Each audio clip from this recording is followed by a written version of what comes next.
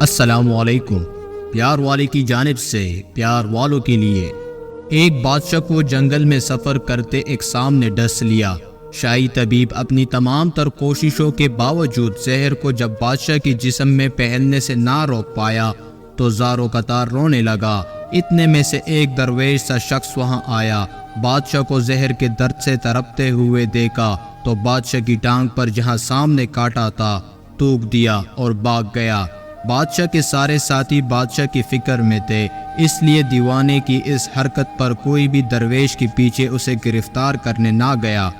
شاہی طبیب نے تھوک صاف کرنے کے لیے ایک رومال پکڑا اور بادشاہ کی زہر سے نیلی ہوتی ٹانگ پر سے تھوک صاف کرنے لگا، مگر پھر حیران ہوتے ہوئے رک گیا۔ اس نے انگلی سے تھوک کو سانپ کے ڈسے پر اچھی طرح میل دیا، جس سے فوراً ہی زہر کا اثر زائل ہو گیا۔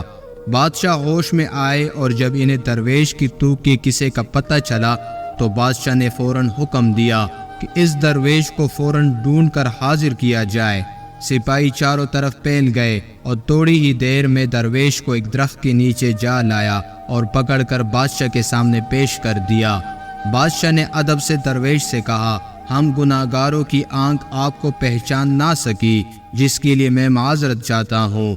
آپ سے درخواست کرتا ہوں کہ میری طرف سے یہ قیمتی پوشاک اور عربی گھوڑا قبول کیجیے۔ درویش نے مسکرا کر بادشاہ کی طرف دیکھا اور بولا، یہ گھوڑا اور پوشاک بہت قیمتی ہے۔ میں یہ پوشاک پہن کر اس گھوڑے کے لیے گھاس کاٹوں گا تو اچھا نہیں لگوں گا۔ بادشاہ نے کہا، آپ فکر نہ کریں، گھوڑے کے ساتھ خدمتگار بھی دیے جائیں گے۔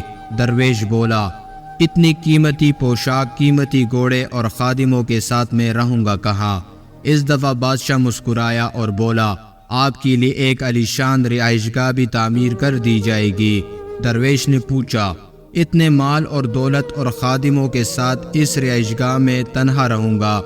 بادشاہ بولو، حضور، میری بیٹی شہزادی گلنار کی شادی آپ سے کر دی جائے گی۔ درویش بولا، اگر آپ نے میری شادی کی تو پھر میرے بچے بھی ہوں گے؟ بادشاہ نے جواب دیا، بالکل ہوں گے، ہماری دعا ہے کہ آپ کو کثیر اولاد ملے۔ درویش بولا، اگر ان بچوں میں سے کسی بچے کو خدا نخواستہ کچھ ہو گیا تو پھر رونا کس کو پڑے گا؟ بادشاہ نے جواب دیا، حضور، اگر خدا نخواستہ ایسا ہوا تو رونا تو پھر آپ کو ہی پڑے گا۔ درویش مسکرا کر بولا، اگر یہ سارا کچھ لے کر مجھے رونا ہی پڑے گا تو بادشاہ سلامت، آپ اپنا گھوڑا اور قیمتی لباس واپس لے لے، میں اپنی درویشی میں خوش ہوں۔ دل اسی سے لگاؤ جس نے دل بنایا ہے، دنیا سے لگاؤ گے تو آنسو ہی ملیں گے۔